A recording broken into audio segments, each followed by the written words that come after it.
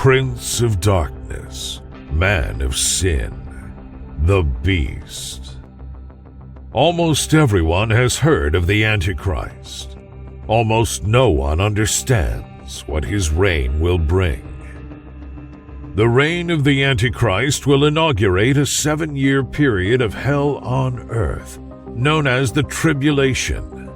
It will be an epoch of death and destruction so gruesome and bloody, it will redefine the meaning of genocide. It will consist of nothing but terror, suffering, and death.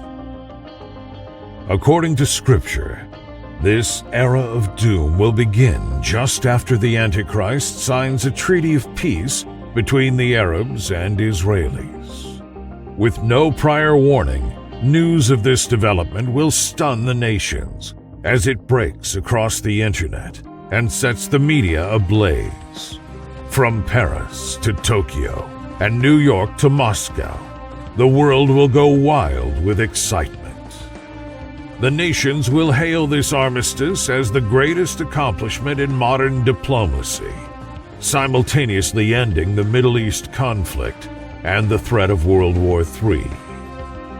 In a matter of hours, the Antichrist will vault from total obscurity to international fame, king of all peacemakers.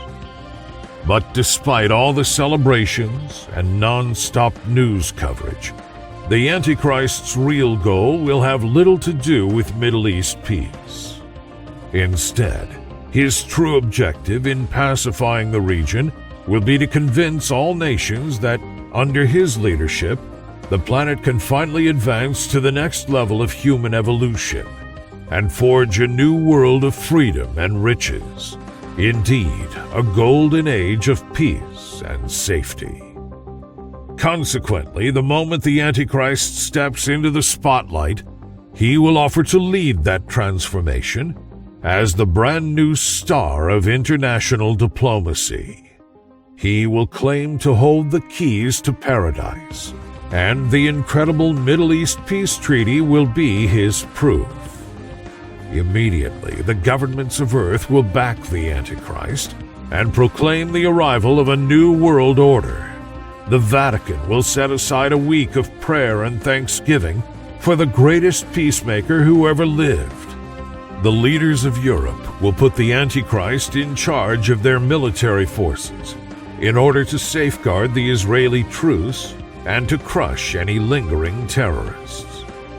The media will fly into a frenzy and exalt this luminary who came out of nowhere and tamed the demons of mankind. And the people of the earth will begin to worship the Antichrist, convinced he is about to take them into the age of Aquarius. And they worship the beast, saying, "Who is like unto the beast? Who is able to make war with him?" But within a matter of months, this worldwide illusion will be shattered by the arrival of the 4 horsemen of the apocalypse. As foretold in the Bible, not 1 year will pass from the signing of the Antichrist's treaty before these harbingers burst on the scene and unleash hell. According to Revelation, the 4 horsemen will manifest in the form of brutal pandemics, widespread famines, soaring inflation, violent race riots, massive earthquakes, vicious animal attacks, a ruthless purge against the millions of people who will come to Christ at that time. A purge almost certainly incited or led by the beast, and a war in North Africa which the Antichrist will initiate under the guise of fighting terrorism. Fully 1/4 of mankind will be decimated during this phase of the tribulation, and that means almost 2 billion people will perish under the Antichrist's reign within the first 2 or 3 years alone. A brief reprieve will follow this initial period of mayhem, but the next round of death and destruction will begin shortly thereafter. This time, another 2 billion people will be horrifically slaughtered. But now, The means of their destruction will include torrents of fire and hail that will burn up 1/3 of the Earth's forests and greenlands, a meteor strike that will turn 1/3 of the Earth's oceans into graveyards, a nuclear exchange that will poison 1/3 of the planet's fresh water supplies, a swarm of demonic locusts that will sting people with unbearable pain for 5 months, and a massive conflict in Asia that will consume another 33% of Earth's population. Only 3.5 years into the Antichrist's reign, and already 1/2 of the planet's original population has been eradicated. At this point, those who dwell upon the earth will be desperate, and their leaders will be forced to take action. But instead of turning to God and begging for mercy, they will turn to the Antichrist and beg him to take over as head of the United Nations. In fact, they will grant this individual sweeping authority to deal with the crises that are ravaging the earth, a blank check to run the world, as it were. And no wonder, as the man who brought peace to the Middle East, and who, at this moment, still will be leading the charge against international terrorism, the Antichrist will seem like the one person who can be trusted with such enormous power.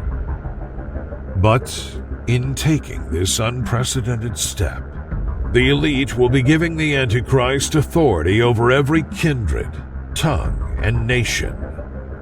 And the Antichrist will immediately take advantage of their naivete to embark on a reign of terror that will make Nazi Germany look like a juvenile detention center by comparison. First, citing the terms of the treaty that he brokered at the beginning of the Tribulation, the Antichrist will offer to steady the Middle East by deploying UN forces to Israel, and the Jews will gladly accept. But soon after the Antichrist's forces have surrounded Jerusalem, the man of sin will go to the city, enter the rebuilt temple, and claim to be God. He will then demand that all people worship him or face execution. And that's just for starters. On the heels of that outrage, the Antichrist will then require the people of Earth to take his mark in their right hand or forehead as a sign of loyalty. Those who accept this protocol will be permitted to engage in all customary activities, but those who do not will be excluded from just about every aspect of modern life, including all buying and selling. Undoubtedly, anyone who refuses the mark will also be labeled a terrorist and will be targeted for termination. Left with no choice, millions will agree to receive the Antichrist's brand. But others will remember the Bible's warning in Revelation 14 and see that the 666 scheme amounts to a rejection of God and will doom them to hell if they participate. They will therefore refuse the mark of the beast and take their chances as outlaws. For many, this will mean life on the run, followed by starvation and death. For others, it will mean being rounded up into concentration camps and being executed by firing squads or the guillotine. All the tools of the police state will be brought to bear against those who resist the reign of the Antichrist. Cell phone monitoring, internet tracking, security cameras, co-worker informants, credit card tracing, aerial drones, and so on. The man of sin will then turn on the Jews and use his military machine to launch an attack on the children of Abraham. He will claim that virtually every Israeli is resisting the new order and therefore must be eliminated. Sadly, the vast majority of the world will applaud that decision and turn a blind eye to the ensuing genocide. Now, things will get worse. First, painful, malignant sores will break out on everyone who took the mark of the beast. Next, all the seas will be poisoned. Then all the rivers will be poisoned. Then the sunlight will begin to intensify and scorch those who dwell on the earth. Then, as if all of this wasn't enough, a harrowing, unexplained darkness will descend upon the kingdom of the Antichrist and send those nations into a panic. Meanwhile, the Antichrist's appalling claim to be God will have outraged the entire Muslim community and provoked them to war. According to Daniel and Ezekiel, virtually every Muslim nation that surrounds Israel will move against the Antichrist's forces in Canaan and plunge the Middle East into a major conflagration. The Islamic alliance will include Turkey, Syria, Iraq, Iran, Jordan, Saudi Arabia, Egypt, Libya, Algeria, and many others. In fact, the entire House of Islam will be livid about the Antichrist's play to keep Israel for himself and his demand to be worshipped as the Almighty. The Islamic alliance will therefore try to destroy the Antichrist by attacking his armies in Israel and taking the land of the Jews for themselves. At last, in the final year of the tribulation, after some 6 billion people have died, the great river Euphrates will be dried up so that a vast contingent of East Asian kings can march to the valley of Megiddo. Their goal will be to challenge the beast for control of the earth, and their march across the continent will cost the lives of thousands as they slash their way to the Holy Land. In response to this move by the kings of the East, the governments of Islam will undoubtedly set up a defensive perimeter to keep these interlopers out of their territory. But the main body of Muslim warriors, especially those from Iran, Iraq, Syria, and Turkey, will advance into Israel and attempt to finish what Hitler started. According to Scripture, the bloodbath in Israel will be absolutely horrendous, and the forces of Islam will capture numerous Judean cities and towns. In that day, says Micah, the Assyrian shall come into our land, and he shall tread in our palaces. Eventually, the capital of Israel itself will be trampled by these marauders, and the city's population will be decimated.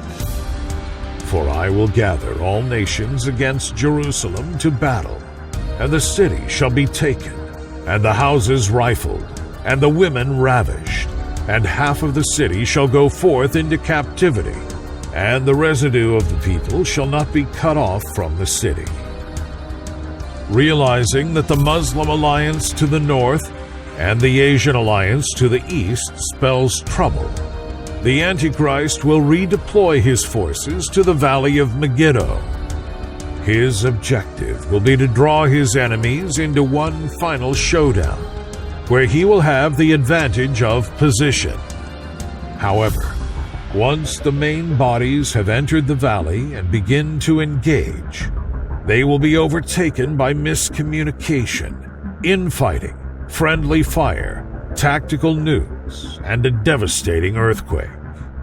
Eventually, the Valley of Megiddo will be turned into an enormous killing field. It will then be hit by a hailstorm so massive and furious that the stones of ice, some weighing as much as 100 pounds, will actually pummel the blood out of the dead soldiers' bodies and create a 200-mile river of red, in some places as high as the horse's bridle. By the end of the tribulation, almost the entire population of the planet will have been exterminated. People will have watched as their loved ones have died under the most horrific circumstances imaginable: starvation, disease, beheadings, street violence, guerrilla warfare, open combat, bombings, shootings, earthquakes, poisoned water, wild animals, and death squads sent by the Antichrist. The entire nation of Israel will be nearly wiped out of existence. And at the end of all this, the Antichrist will bait the governments of the earth and lure their armies to the Battle of Armageddon, where millions more will be slaughtered in one final Holocaust. As Jesus once said, "For then shall be great tribulation, such as was not since the beginning of the world to this time, no, nor ever shall be. And except those days should be shortened, there should no flesh be saved. But for the elect's sake, those days shall be shortened." Therefore, seeing that the reign of the Antichrist will bring nothing but death and destruction to the entire planet, and knowing that, in 2021, we are almost 73 years into the generation that Jesus spoke of in Matthew 24, that is, the generation that began with the birth of Israel in 1948, and is destined to see every one of these judgments unfold, what should we do? Here is the answer. We must run to the arms of Jesus while there is still time. We must stop chasing sin and start chasing Him. Our world is ripe for the Antichrist. Sin has overtaken mankind, and the four horsemen are about to ride forth. But those who love God will not face the Antichrist's fury. Instead, just before the tribulation begins, the church will leave this planet in a sudden departure known as the rapture. The rapture will be an event unlike any other in history. It will happen in a moment, in the twinkling of an eye. And there will be no prior warning. Instead, Jesus will sound the trumpet, let go a shout, and the church will be caught up to heaven.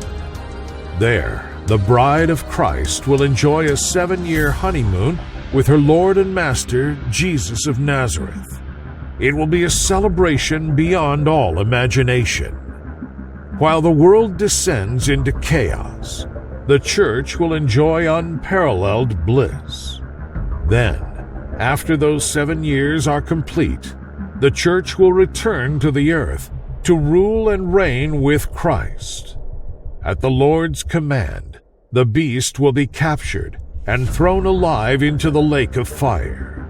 Satan will be bound in chains of darkness, and Jesus will go to Jerusalem to begin his reign over the nations for 1,000 years. It will be a time of unmatched peace, prosperity, and righteousness. All will be right between man and nature, and the glory of God will fill the earth. So, what should a person do right now? Well, if that person is wise, he will come to the Lord while there is still time. Today is the day of salvation, and that is especially true right now, because the reign of the Antichrist can start at any moment, and once it begins, there will be no escape. To learn more about the Antichrist's homeland, religion, and physical appearance, order your copy of Empire of the Antichrist on Amazon today. And if you've ever wondered whether the church can discover the Antichrist before the rapture, check out Can We Know by Charles K. Bassett, available now on Amazon. Last but not least, if you've heard that the Antichrist might be a Muslim, take a look at the Islamic Antichrist myth to learn why that just isn't possible. Thank you for watching. See you next time on Prophecy 7000. And don't forget to hit the like, share, and subscribe buttons if you enjoyed this video.